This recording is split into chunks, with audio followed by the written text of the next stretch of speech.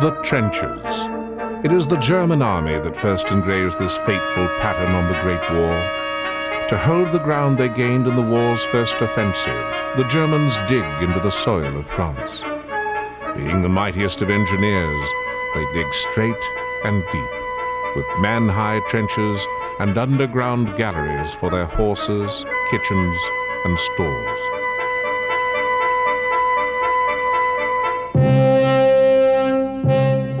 The Allies, running out of ammunition, are also forced to dig to save themselves from the German guns, and no one foresees that this is the shape of things to come. Guns and automatic weapons become fixed in place to cover the enemy, block every line of approach. War is frozen into a changeless pattern, defying the plans, the obsessions of the generals. Waves of men, flung out of their own shelters to find some way through, will keep meeting the stubborn barricades of the trenches.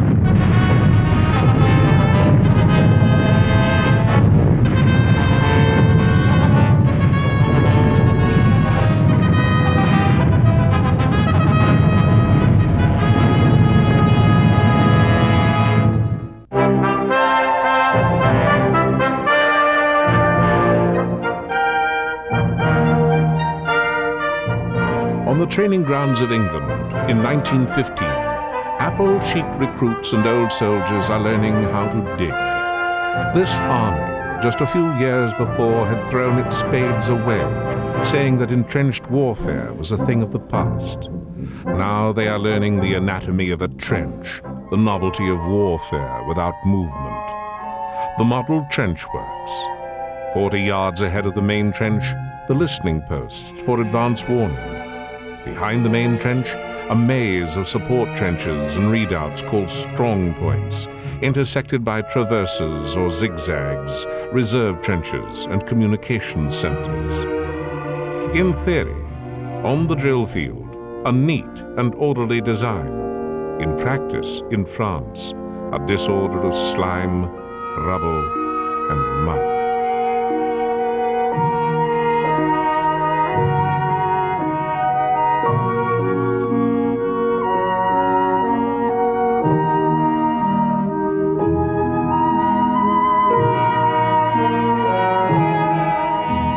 The Germans have purposely entrenched in the higher ground. In some sectors, the drainage from their trenches is pumped downhill into the Allied lines.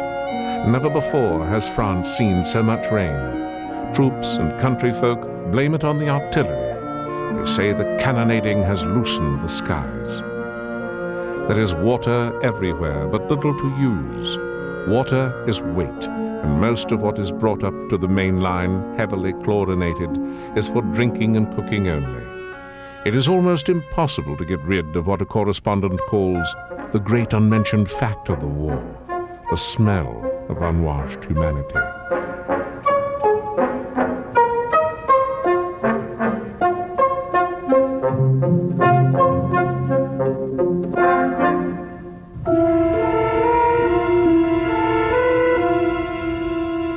Ahead of the trench line is the belt of barbed wire, concertinas, double aprons, single aprons, row upon row in depth from 40 to 150 feet.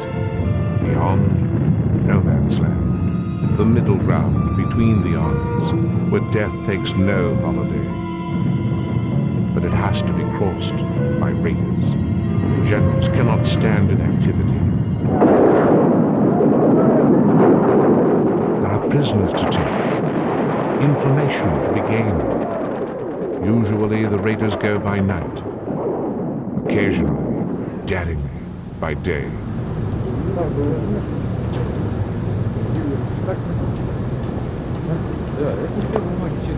There are hours when not a sound is heard, and there are hours of incessant noise, days of thunderous fire, followed by nights aglow with fierce-looking flares and star shells.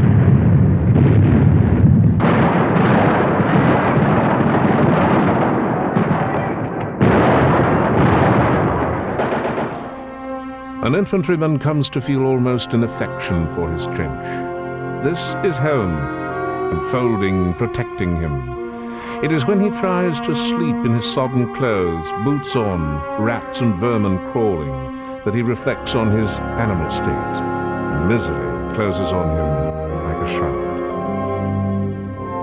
For the wounded, there are no such blessings as plasma and sulfur.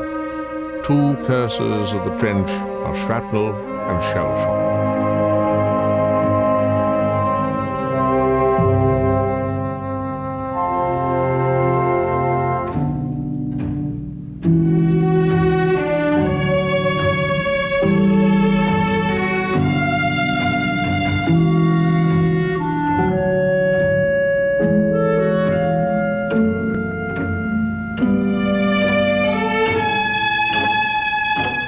There is always something to fight. The enemy, the cold, ice, mud, the sheer effort of keeping alive. And the sheer effort of getting supplies to within even a few hundred yards of the trenches.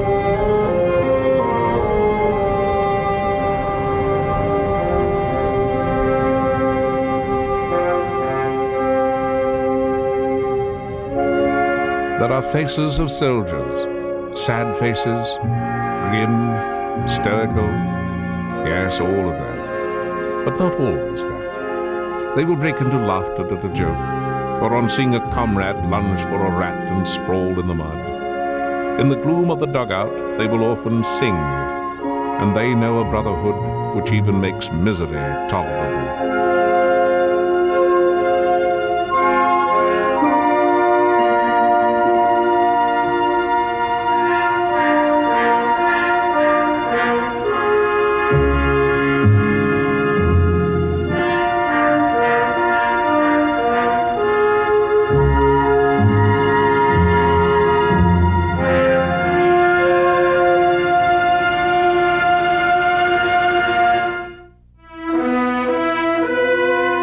One of the soldiers' songs says, "There's no relief from the war, but there is. Troops are spelled out of the line to a French village for rest and remedy. Inspection for trench foot, that painful product of wet and cold at the front.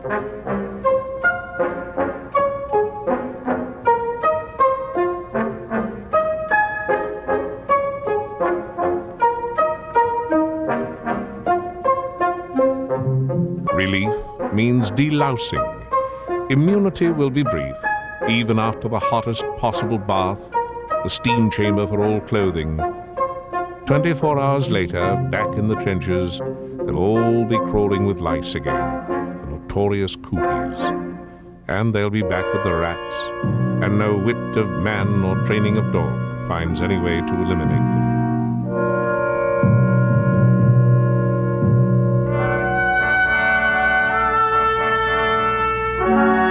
The favorite expression is "ça n'en fait rien." Once it was French, "ça fait rien." Now everyone understands. What's the difference? Or maybe I'll beat this game, and some of them will, at least for a while.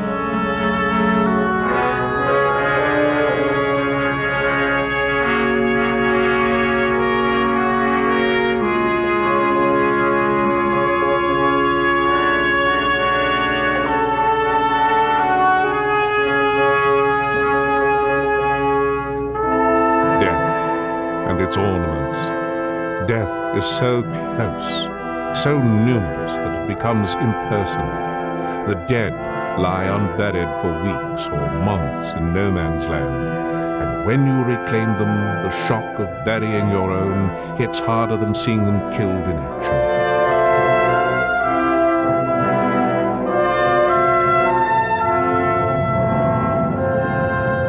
Up to the line again, to the trenches, to try and beat the game a while longer.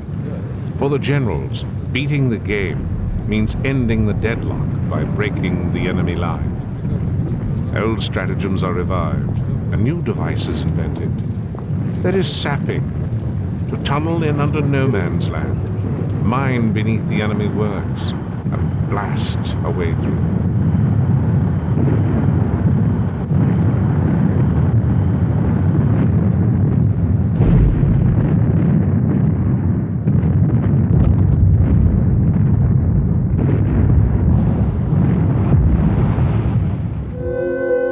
To aid observation, there is a lofting tower, to see and win beyond the forbidden boundaries of the enemy trenches.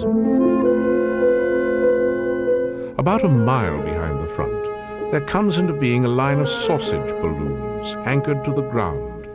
They will provide a beautiful view, but they are costly and hazardous. The bags are filled with inflammable hydrogen, and when the fighter planes come, the observer will have to jump or go down in flames.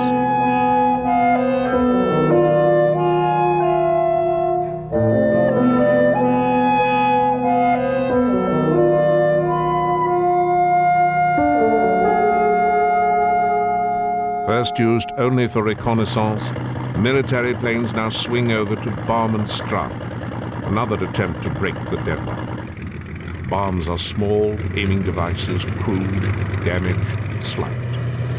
Frontline troops fear more than bombs, the small steel darts the size of a pencil, which when dropped, according to trench rumor, will pierce a man's skull and go through to his toes.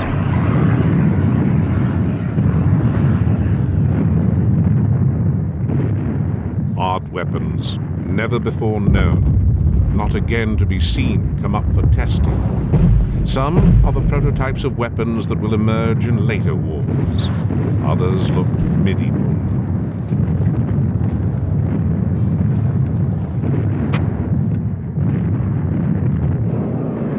None changes the balance. Not even the flamethrower which the Germans introduce. It empties of fuel in a few seconds and then becomes useless. Not even the war's most monstrous of terror weapons, poison gas. Drifting in the wind, it is a hazard to attacker as well as defender. Frontline troops are taught that this is one enemy they can beat through discipline and equipment. But there will be 1 million gas casualties, 79,000 deaths. The features of man are hidden behind the mask of war.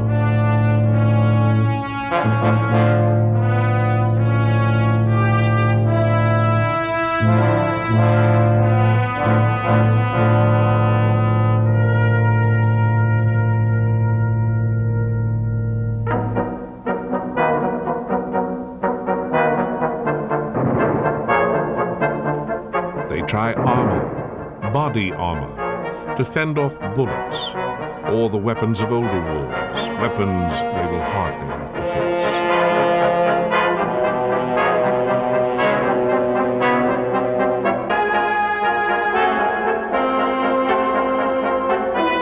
Anything to break the deadlock of the trenches.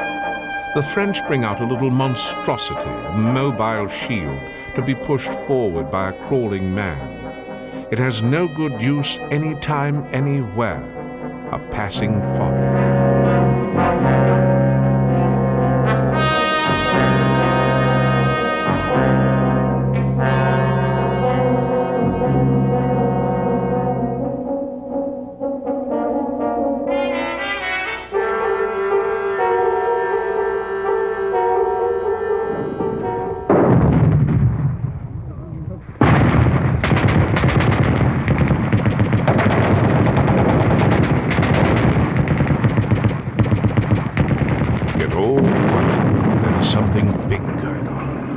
In England, men are working on an armored weapons carrier with caterpillar treads.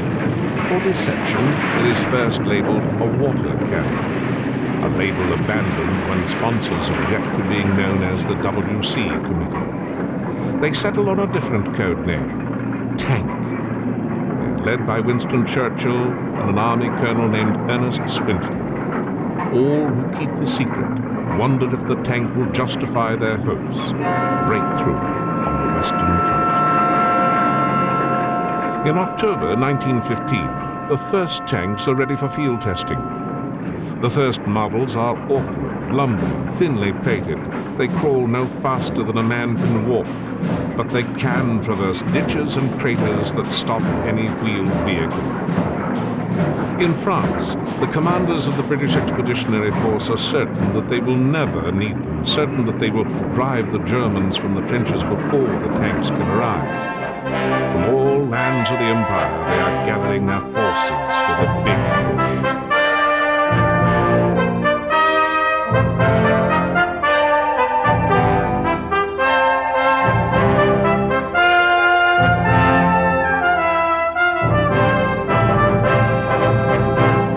The Anzacs with cocky hats and cocky ways, Canadians, Indians, South Africans, Scots in kilts, called by the enemy the ladies from hell. Caissons, big parades, infantry massing and marching, ready for the big push, the drive that is bound to break through the trench line.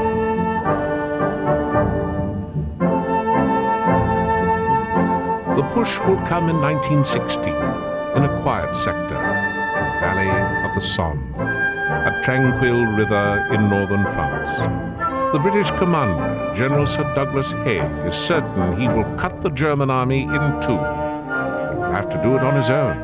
His French allies are awash in the slaughter of Verdun. Joffre, who urges the British on, can give them only nominal help. There is no cleverness to the plan. Full-length assault over an 18-mile front from both sides of the river. 6 British Corps north, 5 French divisions south. They expect to bull through.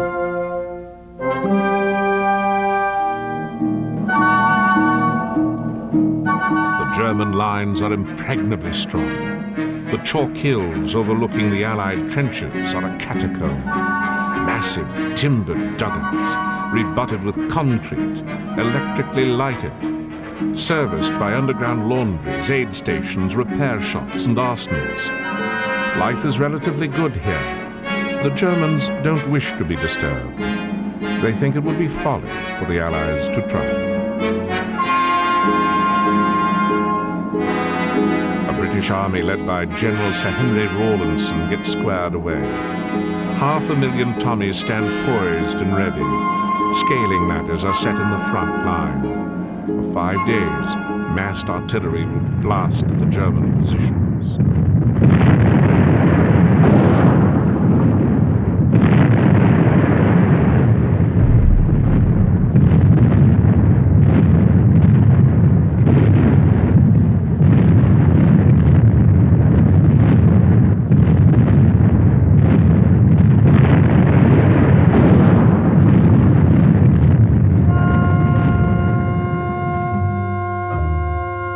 British soldier, waiting to go over the top, keeps repeating to himself, "In 20 minutes, I'll be dead. In 15 minutes, I'll be dead." Over the top, and disaster on the very first day.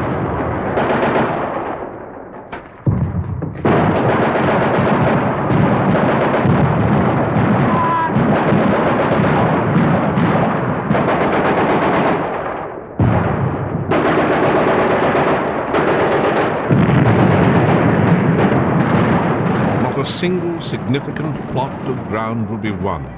A few shallow penetrations, that is all.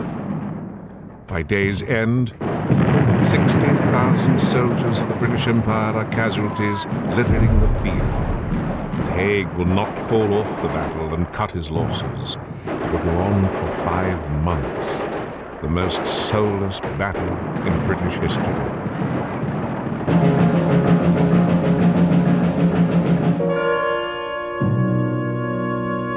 In July 1916, Rawlinson senses an opening at a place called High Wood. 4 squadrons of Indian cavalry are thrown against it. The enemy opens fire on them as they gallop out of a cornfield.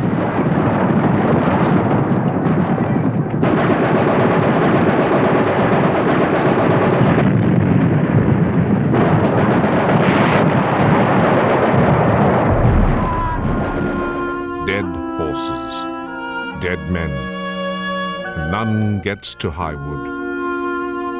The German commander calls it some indication of the tactical knowledge of the British High Command. From the first day of battle, the German infantry counterattacks. At this, above all, they excel. They have a rhythm, a sense of timing. The recruit gets counterattack training from his first day handling a rifle. But on the Somme, counterattack piles their losses high.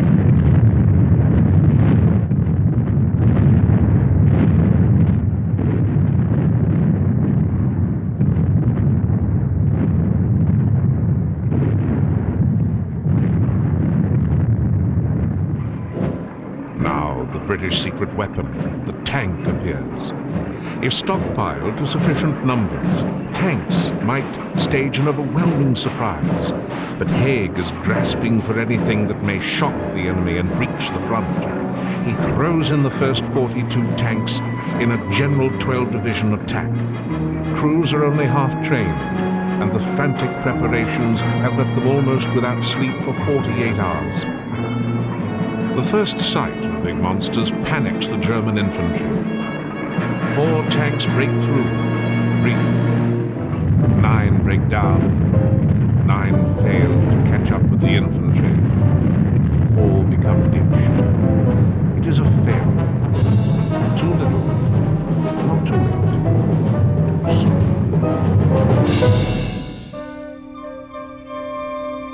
The welter of slaughter that is the Somme continues until mid-November, when Haig at last calls it off. Strategically, nothing has changed. The few miles of ground won are insignificant. The British have lost 471,000 men. The Germans, 235,000, a ratio of 2 to 1. It is the trenches themselves that survive.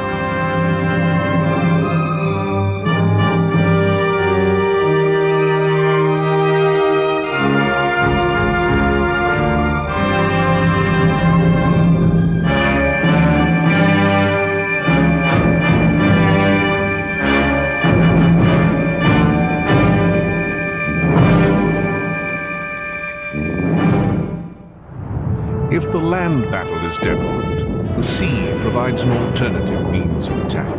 The Germans attack England. Target England, this fortress built and guarded by nature, this island guarded by a fleet that is her ornament and her protection. Fortress England is boldly shelled by an enemy fleet on 16 December 1914. A German battlecruiser squadron, slipping past the British Guard, stamps its havoc on 3 coastal towns, Scarborough, Whitby, Hartlepool.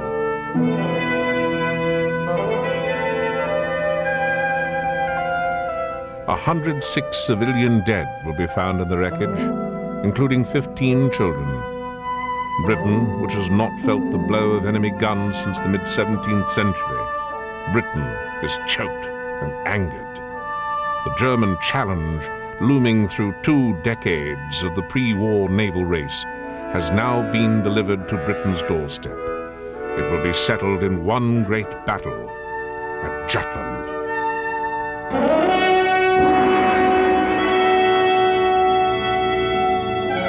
Sea power, the big fleet. This was the trophy of the century's first arms race.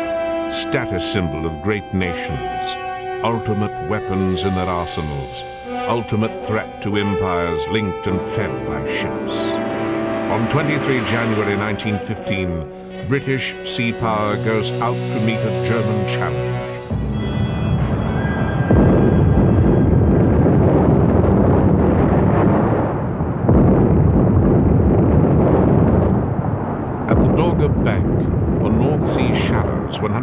miles off Hull, Admiral Sir David Beattie's battlecruiser squadron intercepts a German force bent on another coastal raid. Moments after the first contact, the German admiral, Franz von Hipper, turns tail and heads for home, pursued by the fire of Beattie's guns.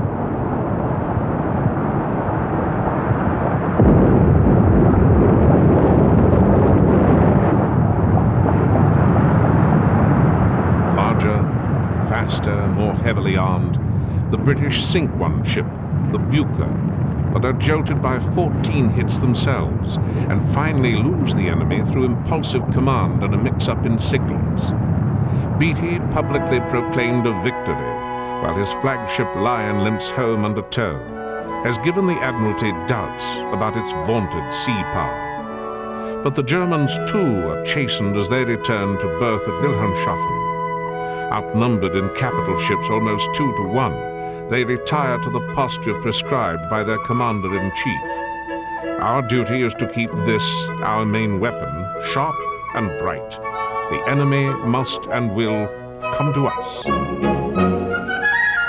Navy life in Britain, 1915. From its lonely bases in the northern reaches of the British Isles, the Grand Fleet now rules the sea without battle.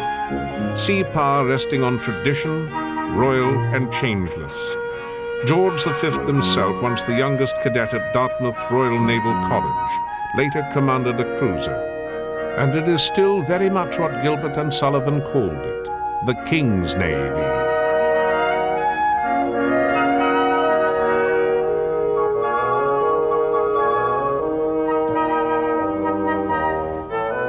The Navy is led by aristocrats like Sir Rosalind Westerweens and commoners like Beattie, who was married to an American heiress. Their commander, Sir John Jellicoe, senses after Dogger Bank that the fleet, built on tradition, is also bound by it. Jellicoe notes, with new and untried methods of warfare, new tactics must be devised. Tactics to meet new threats, like the U-boat, which Jellicoe dreads. As the Germans, thwarted on the surface, turn more and more to the U-boats, the British develop new methods of anti-submarine warfare.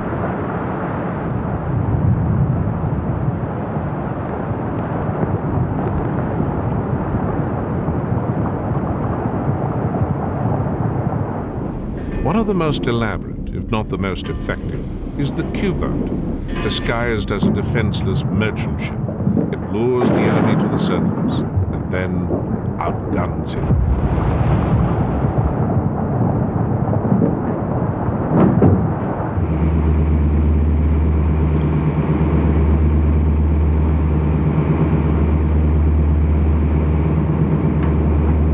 Submarine detection, a primitive listening device to pick up the trail of an unseen enemy by the sound of his engines.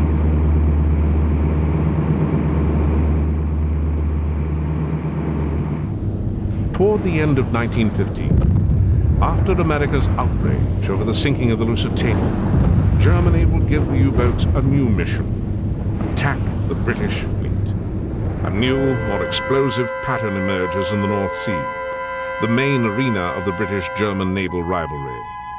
The British Grand Fleet exerts a stranglehold on German commerce. From Jellicoe's northern bases, from Beattie's base in the Firth of Forth, from Dover, the patrols and minefields block the channel. The German fleet still hides in its mine-guarded anchorage, but its U-boats, called off the pursuit of neutral shipping, are now sent out to attack warships. There is also a new shadow falling across Britain's security: the Zeppelins, lumbering air arm of the German high-sea fleet, taking a whole day to cover the 300 miles from their bases in Schleswig-Holstein to their targets, Yarmouth, Hull, London.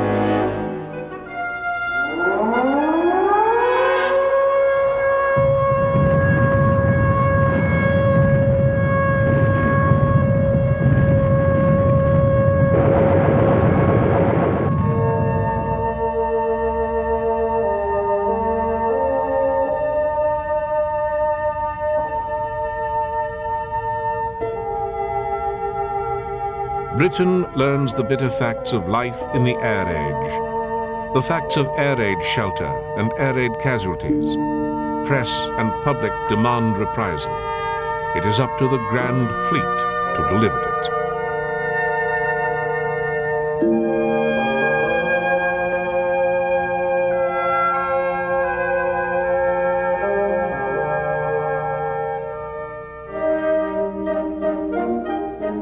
Early in 1916, the admirals of the Grand Fleet are busy with plans. Commander of the fleet, Jellicoe, tight-lipped, meticulous.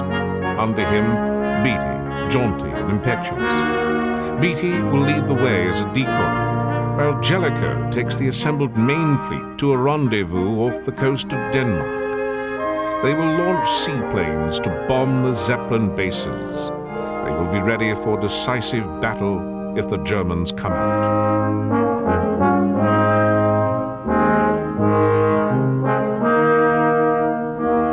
The German fleet is fired with a venturesome new spirit of its own. The spirit of Admiral Reinhard Scheer, its new commander-in-chief, and Admiral Hipper, his battlecruiser squadron leader. On a visit to Wilhelmshaven, the Kaiser gives Scheer the go-ahead for a plan to start whittling down Britain's numerical advantage. A plan Scheer calls Total Offensive. Hipper will make a sortie. When a British pursuit force emerges, Zeppelins will spot them, and U-boats will pick some of them off.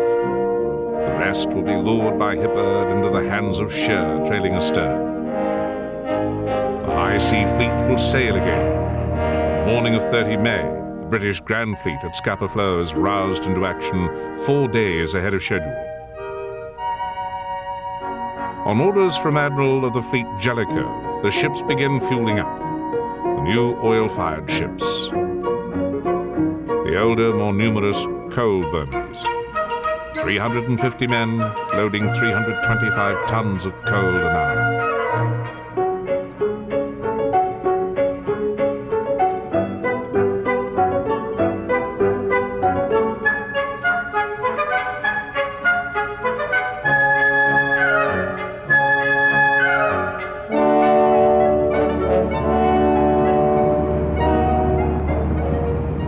This is what has spurred Jellicoe into advancing his plans. Activity in Emden, Germany. Hipper's squadron preparing for sortie under orders that had been intercepted and decoded by British naval intelligence. The Germans have actually planted messages to lure Beatty out. What they do not expect is that the whole mass of the Grand Fleet will come out behind him. 24 dreadnought battleships, plus battle cruisers, armored cruisers, light cruisers, flotillas of destroyers. When Jellicoe joins Beatty, now steaming past the bridges of the Firth of Forth, 152 British ships will be at sea.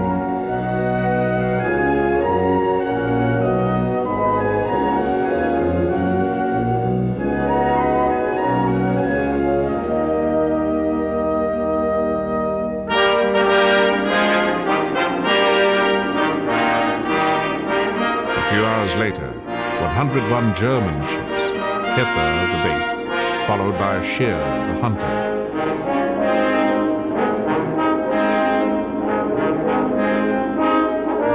On 31 May, the North Sea is alive with power. 2 great fleets, each setting out to trap a small enemy force, neither aware that the other is out in full strength.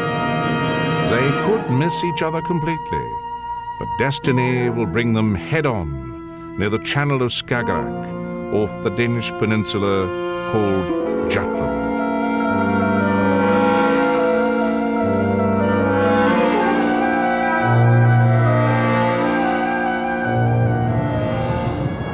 "14:20 hours, Destiny appears, a neutral Danish steamer named the Fjord. To the German scouting force, it is a target of opportunity. 2 German destroyers will approach her and send out a boarding party to search for contraband that might be headed for the Allies.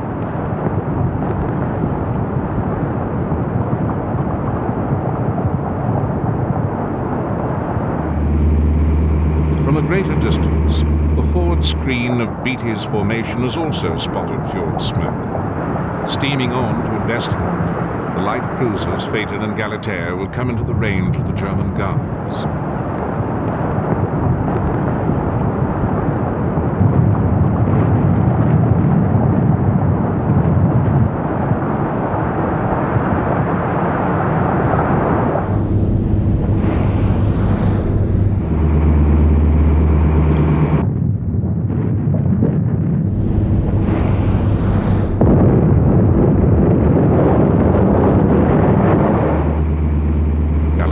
Hit from a range of 6 miles. At the first word of contact, the two battlecruiser commanders, Beatty and Hipper, order action stations, form battle lines, and head for each other, both eager to settle the score they left unfinished 16 months earlier at Dogger Bank.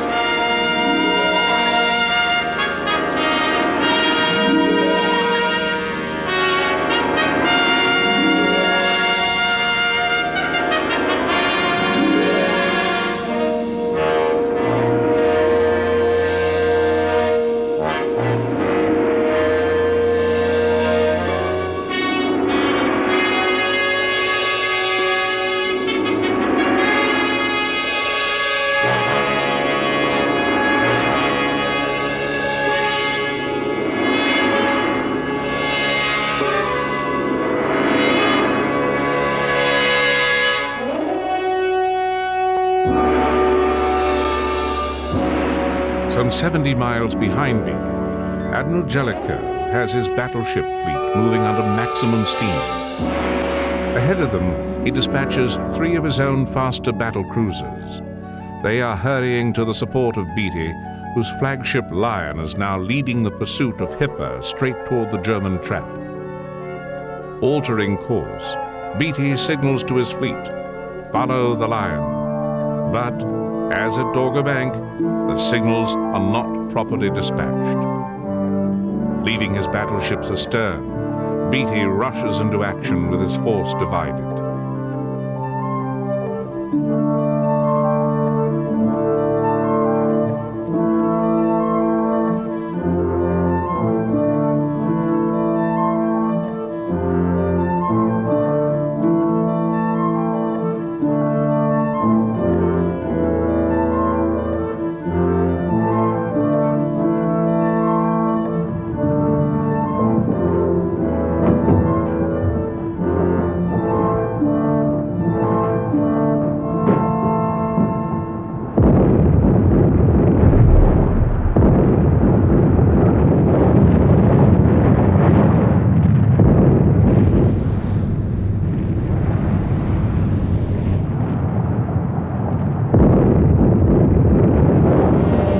Running to the south in his losing duel with Hipper, Beatty now receives a startling message from his destroyer scouts. Enemy battle fleet approaching. It is Shear's main fleet, coming up to spring the trap.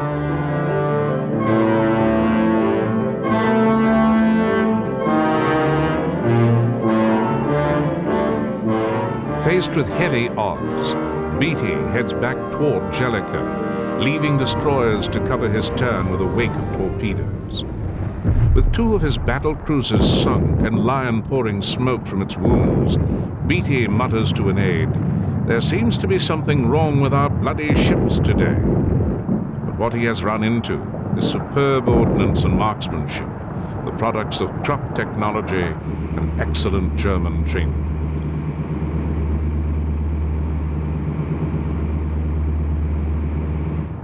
In late afternoon, a new British force joins the battle, the advance guard sent by Jellicoe to Beatty's aid. They miss Beatty, but by a fortunate error of navigation, arrive off the German flank. The Germans, sighting the 3 battle cruisers through mist and smoke, now compound the error by reporting an enemy force of numerous battleships. The German guns turn to meet this exaggerated threat.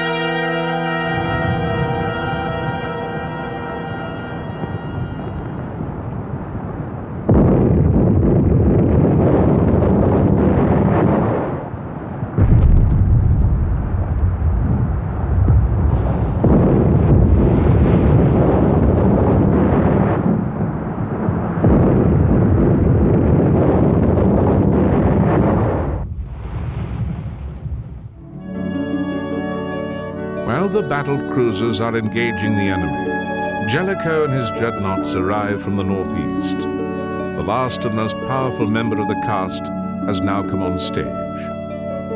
His course takes him through a depressing scene, the wreckage of British ships lost in Beatty's headlong run.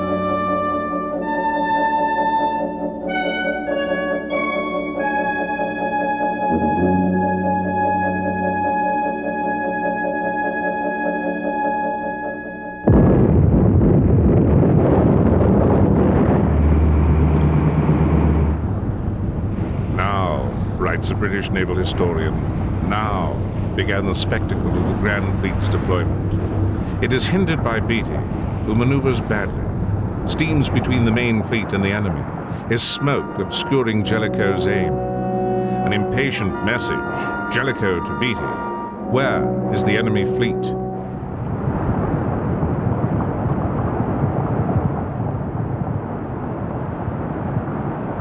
Jellicoe, sensing that the Germans' aim must also be blocked, exploits the confusion to begin the classic maneuver of battle at sea, crossing the T. The supreme opportunity when a commander can bring the full weight of his guns broadside against the head of a narrow column of enemy ships. Twice taking advantage of his superior speed, Jellicoe leads his ships across the enemy's bows, crossing the T, gradually drawing a noose around the German fleet. Crashing to avoid it, Scheer finally orders all ships about 180 degrees to starboard.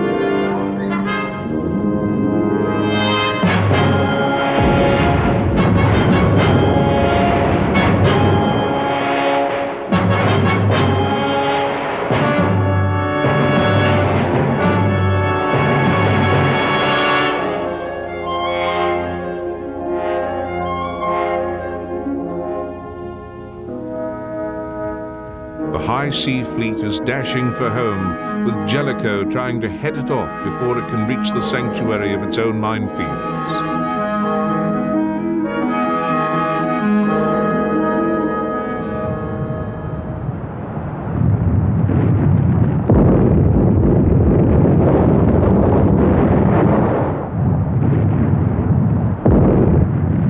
With the setting sun behind them, glaring into the German gun sights, the British now mass for the kill.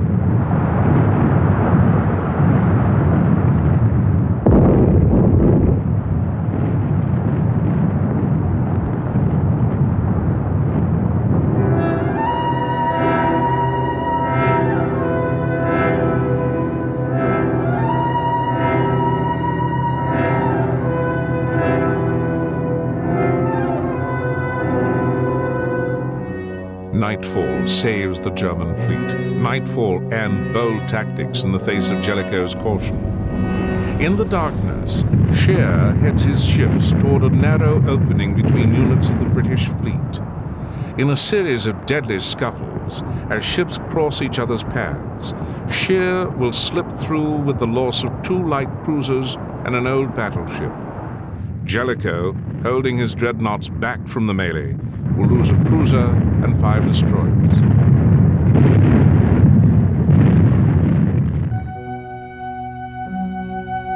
On the morning of 1 June, British ships search an empty sea.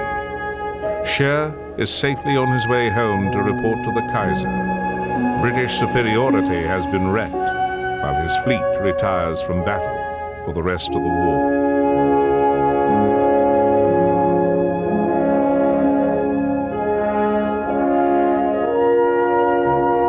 The British fleet returns to an ambiguous welcome from Crown, press, and public. Along with the heroes of Jutland, there will be a Jutland scandal, from which Beatty emerges with honor for his boldness, while Jellicoe bears the onus of British losses. 14 ships to the Germans' 11, 6,000 men to Germany's 2,500. The real result of Jutland will not become apparent until Germany admits failure by resorting once again to all-out submarine war with its grave political risks. The The challenge to the British fleet has ended with the one great naval battle of World War I. After Jutland, there will not be another, but the war at sea will continue.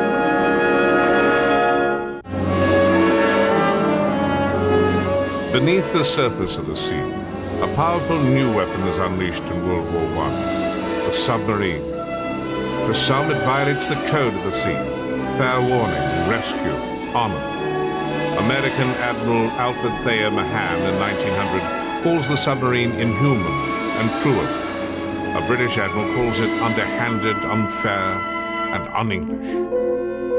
Dating back to the 16th century, submarines at first are a primitive novelty. The evolution continues into the 20th century. A lethal arm of sea power, eventually appreciated most by the Germans.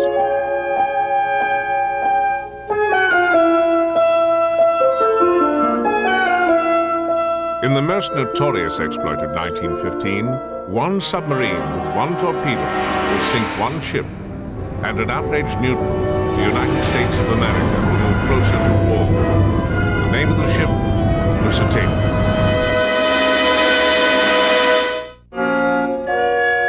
In the years before World War I, Winston Spencer Churchill, First Lord of the Admiralty, is heavily influenced by an outspoken tutor, the former First Sea Lord Sir John Fisher, in the conviction that British sea power must include submarines, irreverently called Fisher's toys.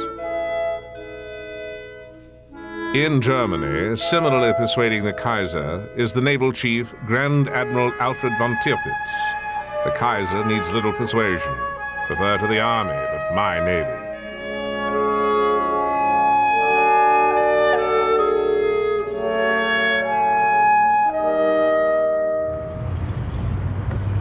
In the early 1900s, Krupp is building untersea boats for other nations, particularly Russia.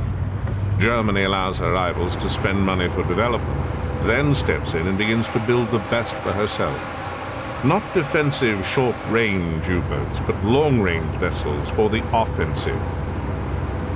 By 1913, Germany is spending as much for submarines as she is for capital ships.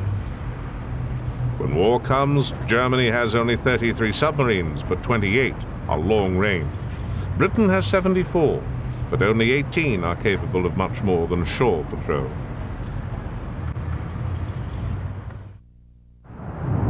On 22 September 1914, the ominous German threat explodes into reality.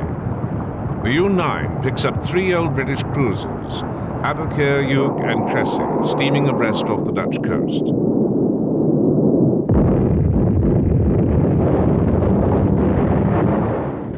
Aboukir is hit, capsizes in 25 minutes.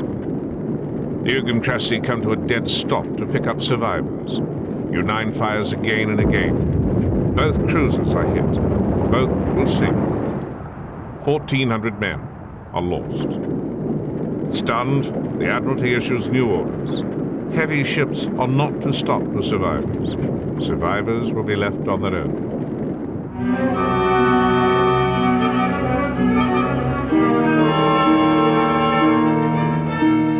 Germany now begins to exploit the new weapon as a form of blockade. This is a story of unique war. Unique because it is all recorded on motion picture film. The U-35 out of Trieste sails into the Mediterranean for a duck hunt among merchantmen. Its commander, Arnaud de la Perrière, a German with a French name, an enthusiast of a primitive new device, the cinematograph, the movie camera. The U-35 strikes on the surface and is still operating under the prize rules of international and maritime law. Fair warning for merchantmen. Each vessel is searched for contraband, its crew ordered to abandon ship. The U-boat commander does not waste a torpedo, he will use his deck gun. Only the merchant captain is taken aboard the crowded sub. The rest of the crew will have to make it by lifeboat.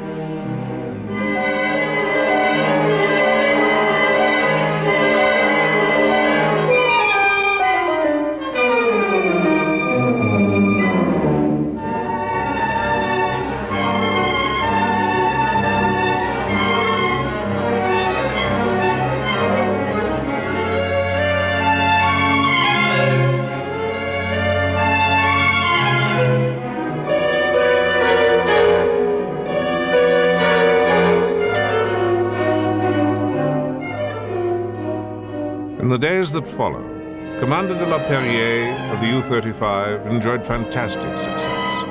SS Maplewood, iron ore, Tunis to England. SS India, coal, Cardiff to Iran. The Italian Stromboli, iron, steel, and barbed wire, Baltimore to Genoa.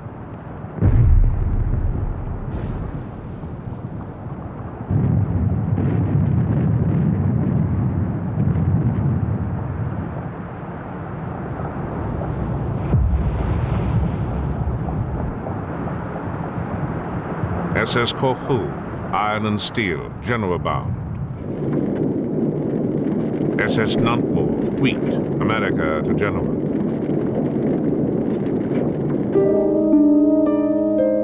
There will be 8 captains aboard before the cruise ends. The final target is a 3-masted topsail schooner, Miss Morris, Madagascar to England, with a strange cargo, one of dubious strategic importance, a load of turtles.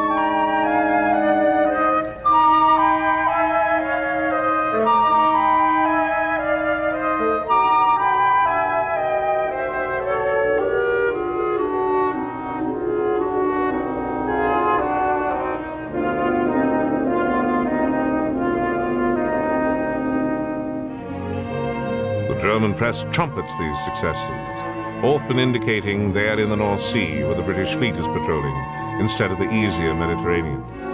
But Germany is faced with a grave decision.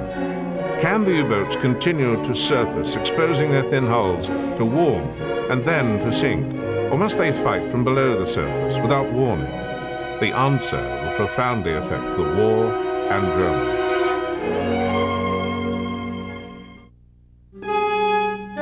Since October 1914, Britain has enforced a blockade of the English Channel and the entire North Sea. The aim, to strangle Germany by choking off her supplies. Only a narrow channel for neutrals is left open. In February 1915, the Germans retaliate. All waters surrounding Britain are declared a war zone. Hostile merchant ships will be sunk without warning. Neutral ships are in danger because of alleged British misuse of neutral flags. There is shock. The idea of sinking unarmed merchantmen, of not rescuing crews, is abhorrent to most naval leaders. In Britain, the stern reality is this: a successful blockade will starve the island into submission in 3 months. But the German effort is something less than successful. By May 1915, only 51 of 15,000 ships entering Britain have been sunk. The trawler fleet is getting through. There is some belt-tightening, but hardly cause for alarm.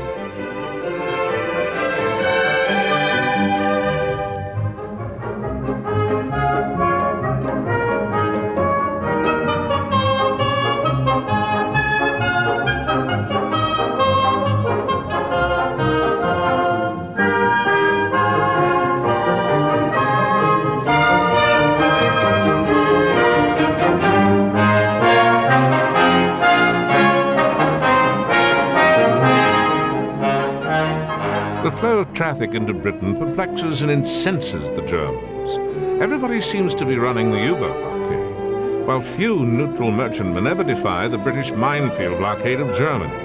The Germans cannot see that mines are more discriminating or less reprehensible than U-boats.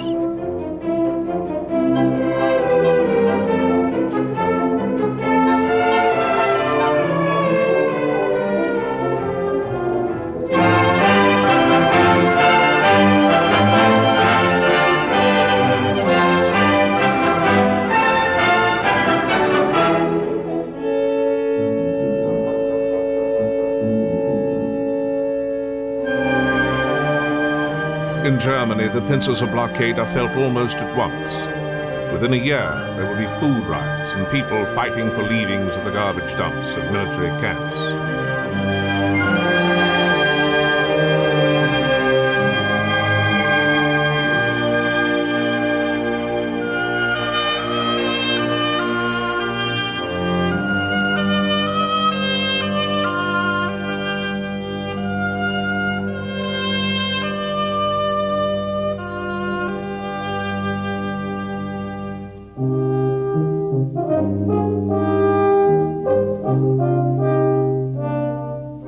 Food prices will skyrocket.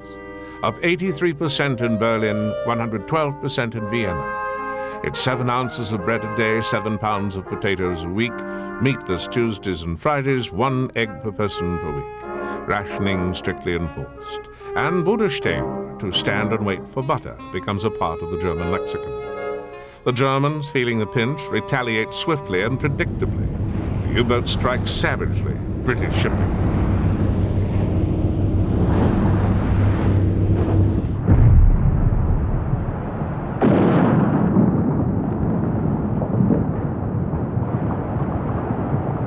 When the Germans order unrestricted warfare, no more stop and search, neutrals, especially the United States, are outraged. It is a violation of the Hague Convention. The Germans insist neutral merchantmen will be spared. This ship is not neutral. She flies the British flag. Her fate will shock the world. Her name is Lusitania. The mighty Lusitania, pride of the Cunard White Star Line, is launched on 7 June 1907 at Clydebank, Scotland. Built by John Brown and Company. She is 787 feet long, 88 feet of beam, better than 30,000 tons of displacement. A cruising speed, 25 knots. She is Britain's answer to Germany's Deutschland, which holds the Atlantic speed record. Big Lucy easily takes the blue ribbon in 1907. Races from Queenstown Island to New York in 4.5 days in 1908. She is everywhere regarded as one of the marvels of the 20th century, a floating palace, a seagoing hotel. She borrows extravagantly from the style of the flamboyant resorts of the period. A plush, heavy, government-subsidized wonder, full of inlaid mahogany, velvet drapes, lifts, cabin telephones, electric appliances, even a primitive kind of air conditioning. A first-class dining salon, all Louis XVI with 9 painted muses smiling down from the balcony's dome. A coal burner, capacity 7,000 tons, with 25 boilers and revolutionary new steam turbines. On the bridge, Captain William H. Turner, age 59, commanding the fanciest, fastest, and safest ship in the world, the unsinkable Lusitania.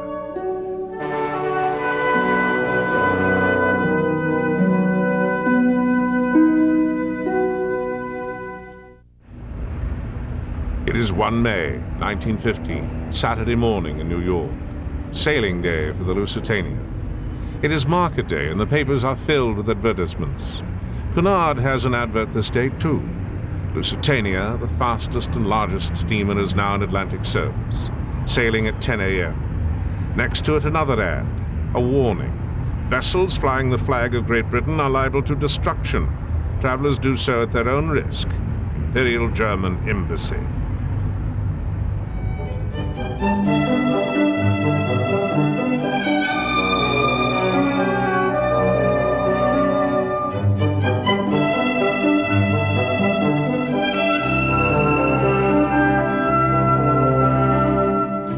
At Pier 54, at the foot of 11th Street in the heart of the meatpacking district, Lusitania's sailing is delayed till 12:30 p.m. There are 1,300 passengers, including 129 children, plus 700 crew. First-class passengers pay £50 and up one way.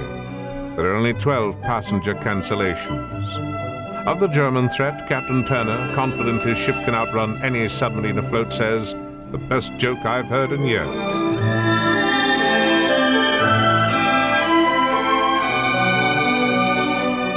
In the listed cargo, the only possible contraband is 4,200 cases of small arms ammunition. There is a rumor that the ship carries £2 million in gold bullion. The manifest does not show it. There is a rumor the ship is armed. The British deny it. So does New York's collector of the port, who inspects the vessel before sailing. There are 159 Americans aboard. Their presence alone is regarded as a deterrent to any U-boat attack. Among the Americans, Albert Hubbard, the eccentric sage of New York society, and his wife Alice. The celebrated producer Charles Frohman, off to see his London production of Rosy Rapture. Sportsman Alfred Gwynne Vanderbilt, reportedly worth $100 million, on his way to his London stables. As the lines are cast away, the Lusitania's band plays Tipperary, and the Royal Welsh Male Singers join in the American Star-Spangled Banner.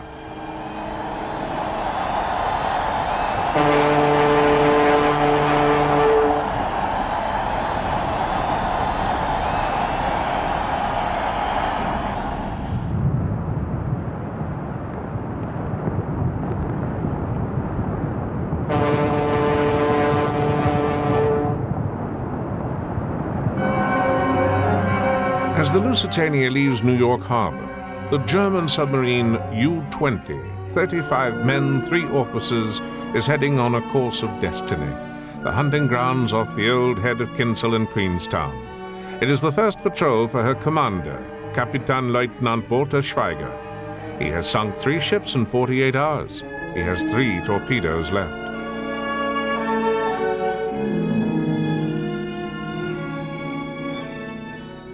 Across the broad Atlantic, 2 tracks, Lusitania and U-20, begin their deadly convergence. Captain Turner has been ordered to zigzag. He does not, afraid it will frighten the passengers. He's been warned twice of U-boat activity, but reduces speed to 18 knots, so he will make port on the tide. At 2 p.m., 7 May 1915, Schweiger sees a black shape and submerges. The big brute of a ship is turning toward him, starboard side too. "I cannot miss," he says, and fires. The torpedo smashes into a boiler room. In 18 minutes, unsinkable Lusitania sinks 300 feet down to the sandy bottom, 8 miles off the Irish coast.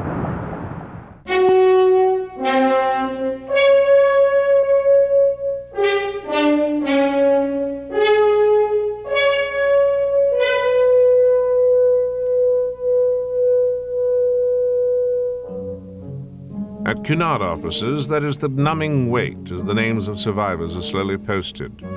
1,198 passengers and crew are dead. 63 are small children. 128 are Americans. Among the Americans is Alfred Vanderbilt, who gave his life jacket to a woman, although he could not swim a stroke. Lost 2, the Hubbards and Charles Frohman. At Queenstown, as ship after ship brings in the more than 700 survivors, the American Council reports on the tragedy. Bruised and shuddering women, crippled and half-clothed men, and a few wide-eyed little children. Piles of corpses like cordwood on the shadowy old orbs, and in the windows of Queenstown shop signs like this: Lusitania, missing baby, 15 months old, very curly-haired and rosy complexion, in white woolen jersey and white woolen leggings. Tries to walk and talk.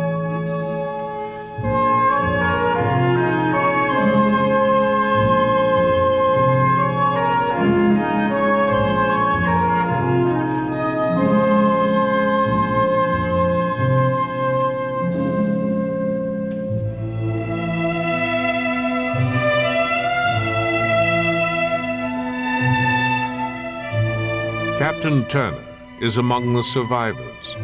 He thought he was the last to abandon the ship, scrambled off the bridge and into the water as the bow plunged to the bottom.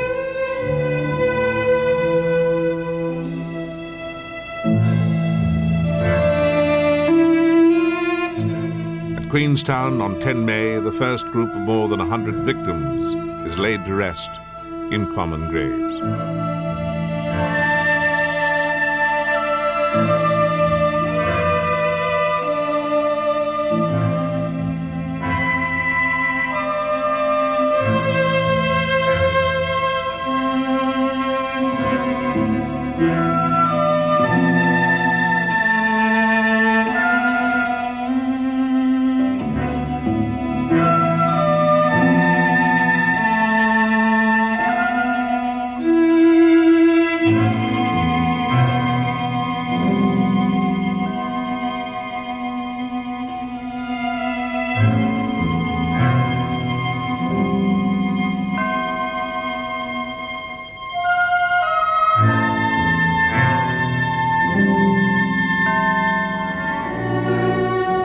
In America, there is stunned shock, then editorial fury, unparalleled since the sinking of the battleship Maine in 1898. This is a New York Sun cartoon. The usually reserved New York Times declares this is not war, it is murder. This from the Brooklyn Eagle.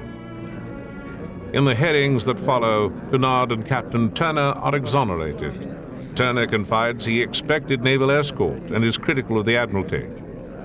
Replies First Lord Winston Churchill, our resources do not enable us to provide destroyer escorts for mail and passenger ships. In London, a solemn funeral procession is held for the ship herself.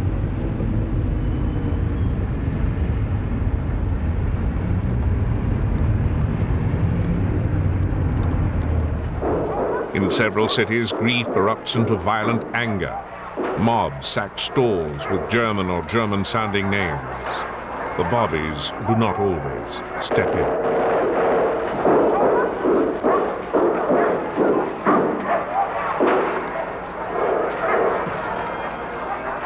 In Germany, a Lusitania Admiral von Tirpitz postcard is issued. But the Kaiser is far from pleased, and the nation is further embarrassed by its Lusitania gold medal inexplicably carrying the wrong date, 5 May 1915, 2 days before the sinking, which British propaganda makes the most of. In the United States, the rage of the press has not subsided.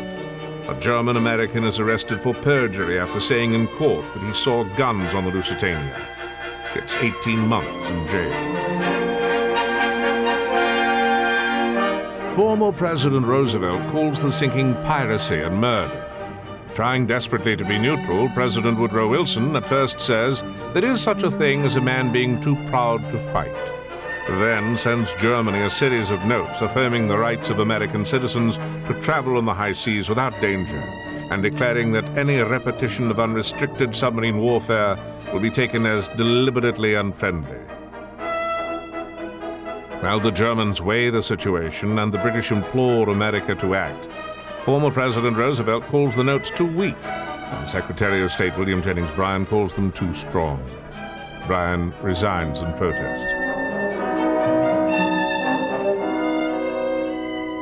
The Germans interpret deliberately unfriendly as meaning war, and early in 1916 call off unrestricted submarine warfare. The menace of the U-boat subsides for the time being. The next time Germany raises it is in 1917. The horror of the Lusitania will be revived, and America will go to war.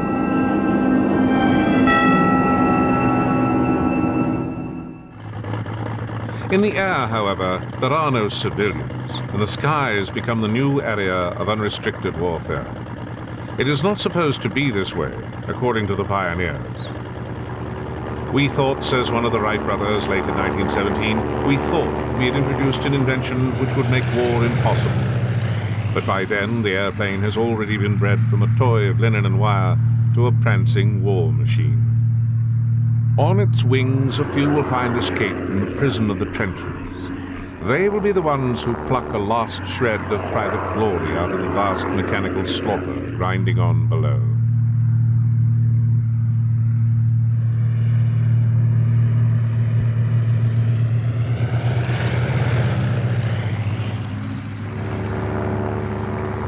From the very first, the unarmed toy is a valuable observation post. Reconnaissance, artillery spotting, become and remain the airman's principal task. The generals, eyes riveted to the ground, prefer to leave it that way. But the flyers are feverish to join the killing. A weapon is drawn and fired. Airman at airman, a primitive dogfight. A dogfight between daredevils. The airplane, at first only an observation post, becomes a weapon only 3 weeks after the Germans thrust into Belgium in August 1914. By early 1915, both sides have machine guns manned by the observer on two-seaters. Airmen improvise bombs, drop artillery shells, steel darts, hand grenades.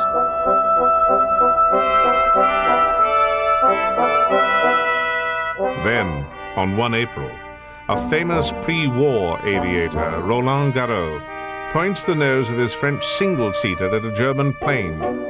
Incredibly, bullets poured through his whirling propeller. In 2 weeks, Garros shoots down 5 enemy planes, becoming the world's first ace. Garros' secret lasts only 18 days. The Germans capture him after a forced landing. They learn he has steel deflectors on his propeller.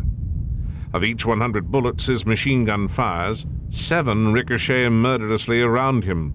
93 get through to kill the enemy. The Germans give brilliant young Anthony Fokker, a Dutch manufacturer, 48 hours to produce a less suicidal device. Fokker hooks the gun trigger to the propeller. This interrupts the gun for the instant the blade passes through the line of fire. The Germans buy his plane.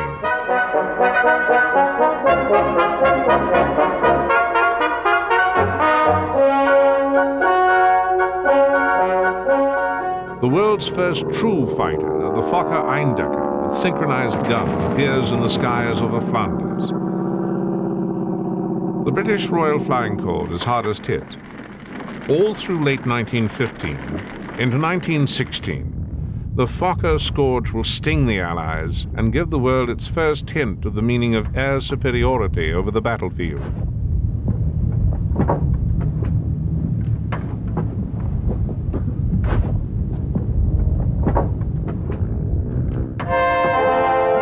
Max Immelmann gains the first victory for the Fokker Eindecker.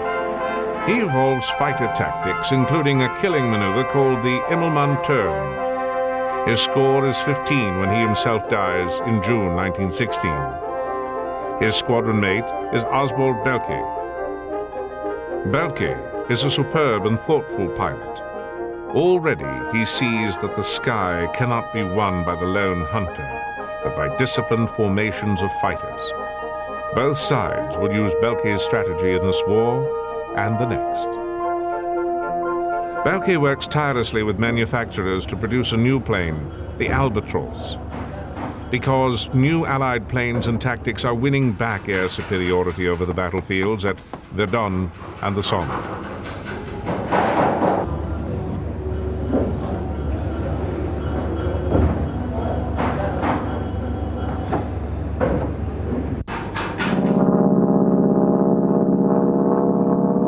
August 1960, Belke has his own elite squadron of Albatross pilots.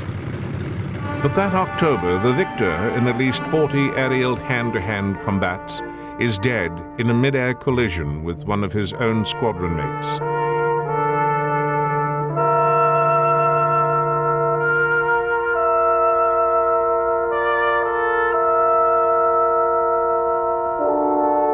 One of Belke's hand-picked pilots is Manfred Baron von Richthofen, a cavalry lieutenant. He learns to fly despite early mishaps. Diving from the sun like a hawk, Richthofen is an exquisite union of hand, eye, gun, and machine. With each kill, he seeks a trophy.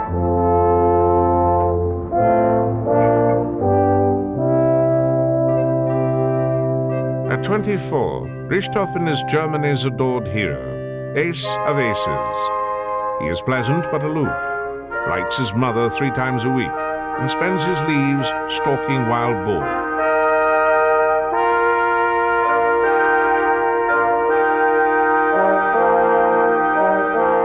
Richthofen is no lone hunter.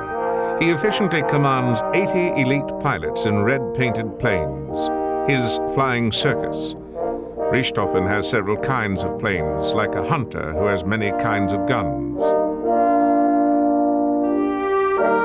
By 21 April 1917, he has 80 trophies. No ace will get more. Not even Manfred Baron von Richthofen.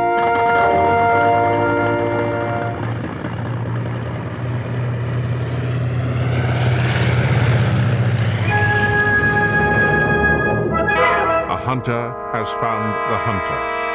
The Red Knight of Germany has one perfectly placed bullet in his chest.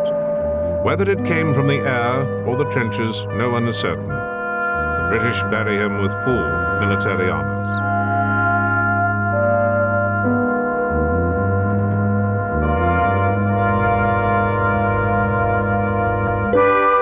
While the war is bleeding itself out, the circus gets a new commander, slim 25-year-old Hermann Goring, an ace with 22 kills. He is a former infantry officer with a severe case of arthritis and a taste for good living, which, as an airman, he can indulge.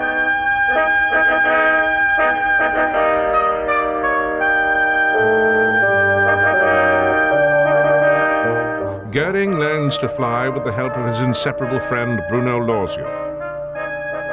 Goring will be the last commander of the Richthofen Flying Circus.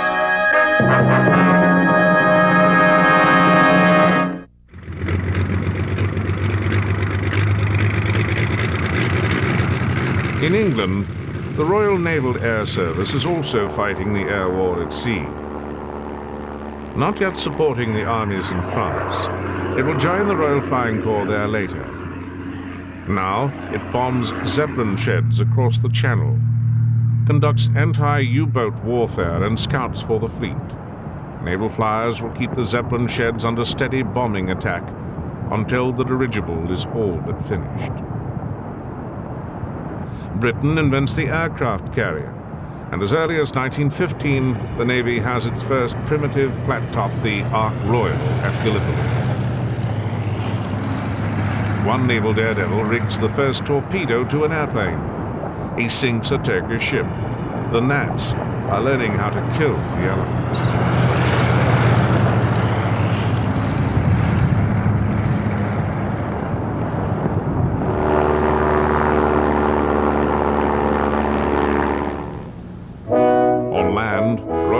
Corps volunteers go into battle over Flanders in the Somme with as little as 20 hours instruction. They face the best that Germany has to offer, including Richthofen.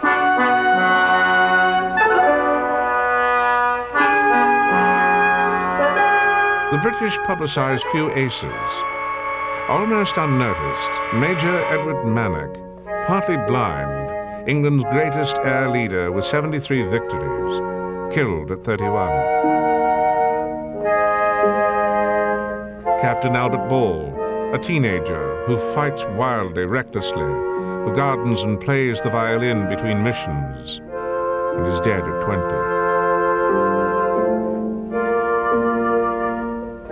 Canada's Billy Bishop, as wild as Ball, as skilled as Mannock, he gets 72 planes and survives the war.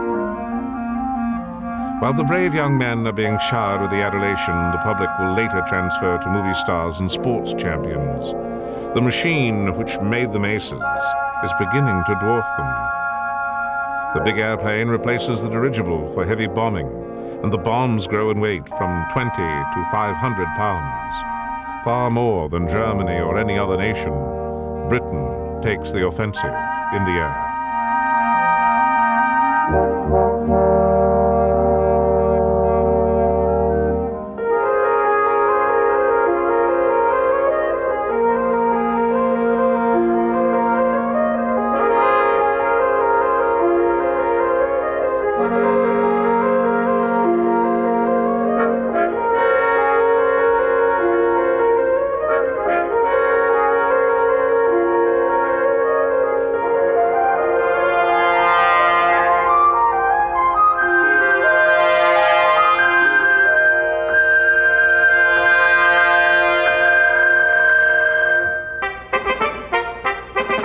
The French carry the Elan of Verdun to the skies. Their training is meticulous, their individualism incorrigible, and they invent two immortal machines, the Nieuport and the Spad, which even today men yearn to fly.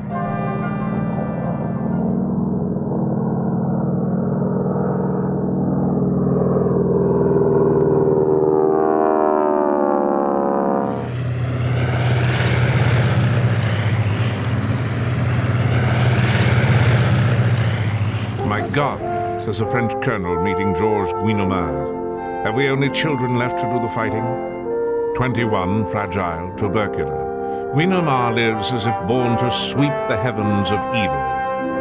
Shot down 7 times, he manages to destroy 54 of France's enemies, nearly 8-1. The adoring public, the high command, beg him to retire. He refuses. On 11 September 1917, he disappears into a cloud. School children say that Georges Guinomar has flown so high, he cannot come down again. René Fonck, meticulous craftsman, 75 victories, top Allied ace, surviving without a scratch. I put bullets in the target, he says simply, as if I'd placed them there by hand. But with Charles de Gaucer, it is different. Constantly in and out of dogfights, hospitals, and Paris, where he is very popular. He survives the war with an artificial jaw and 45 victories. The air war holds a powerful appeal for men of many nations, but it is making Americans want to fly for France. Already some are in the trenches with the Foreign Legion, waiting for the French to form an all-American squadron. It will be called the Lafayette Escadrille.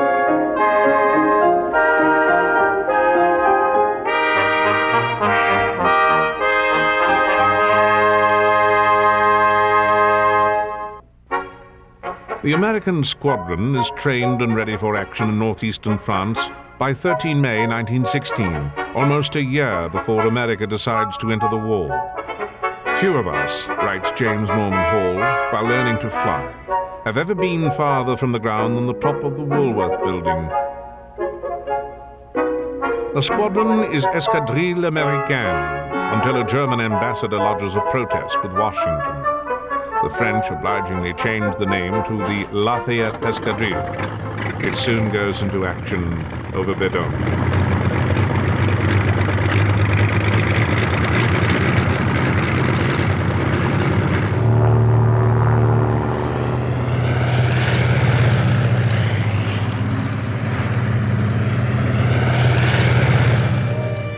Kippen Rockwell of North Carolina gains the first victory. The first to die is Victor Chapman of upstate New York.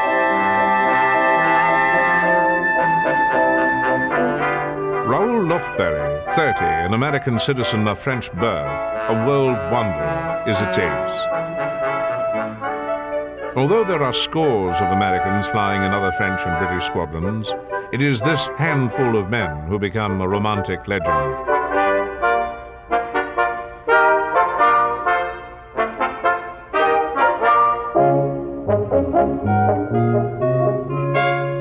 Newspaper and magazine accounts of their heroism and hijinks, their lion cub mascots, whiskey and soda help woo America to France's side.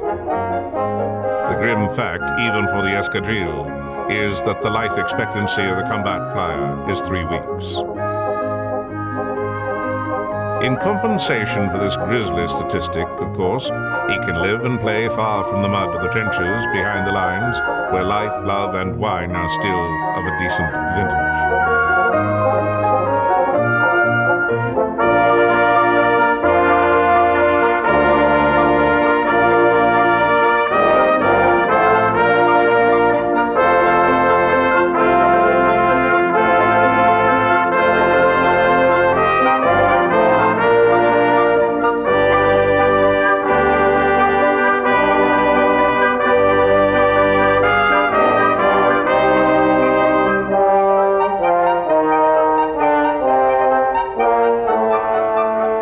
The French and British provide most of the advanced air schooling and all of the planes for America's first fighter pilots, because America comes into the war in 1917 with no combat aircraft at all. France will supply the Nieuports and the Spads for the American aces, most of the bombers and observation planes.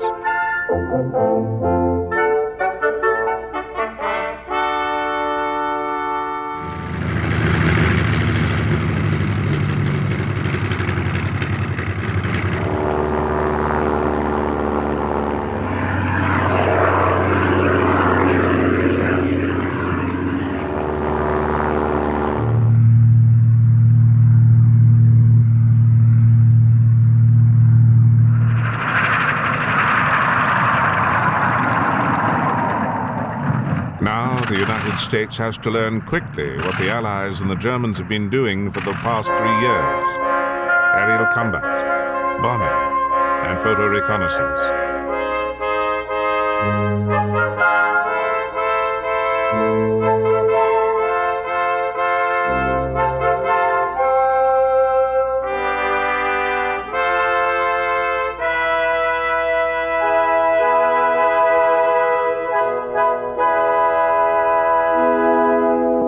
Eddie Rickenbacker, a 27-year-old racing car driver, is America's top ace with 26 victories. But he is convinced the day of the lone hunter is finished.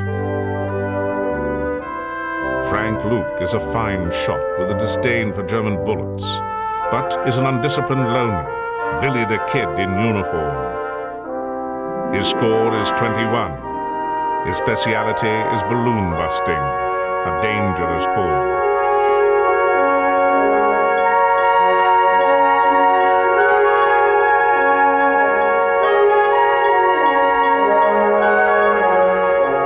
Observation balloons are always heavily defended from the ground and hard to set afire. Luke dies while on the hunt.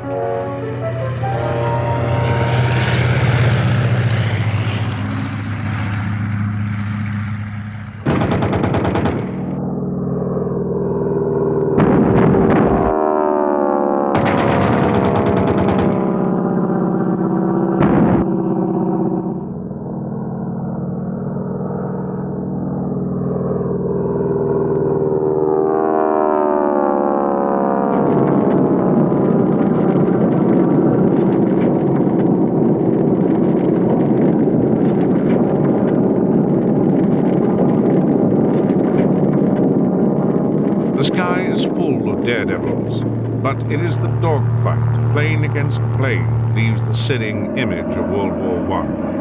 The image of men in single combat that will inspire artists to picture them and make a new generation yearn to fly. The dogfight described by the ace Raoul Lufberry in these words: "I didn't have time to feel.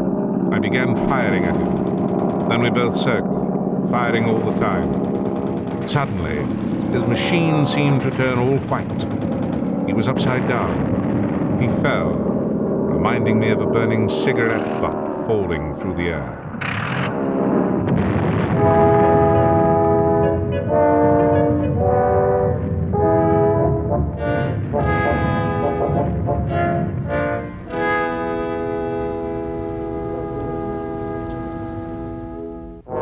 In September 1918, the Somme offensive begins, and so does the eclipse of the ace and the little machine in which he lived and died.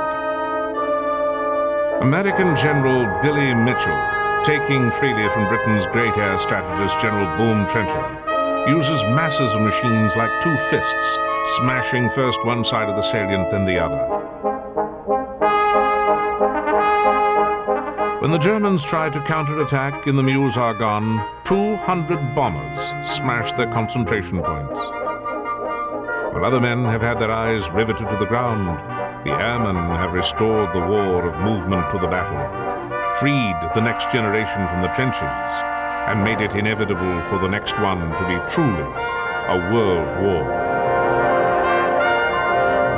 The aces, once thrown up like a handful of darts to defend the whole sky, are now merely cogs in an enormous machine.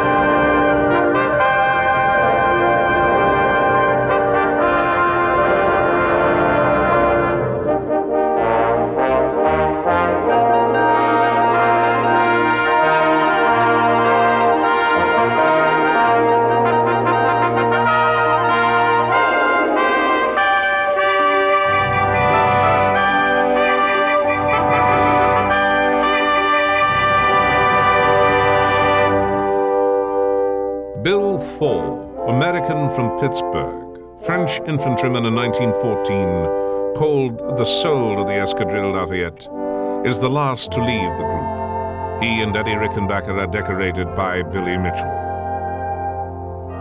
There is one American ace who cannot be decorated when the war is over, Raoul Lufberry. On 19 May 1918, He's flung his Nieuport into the air to fight a German albatross. Rickenbacker describes it. Suddenly, old Luft's machine burst into roaring flames.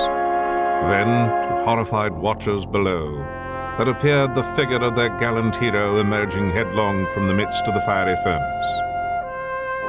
Lufbery leaps to his death. His friends give him an airman's funeral, drop flowers from the sky.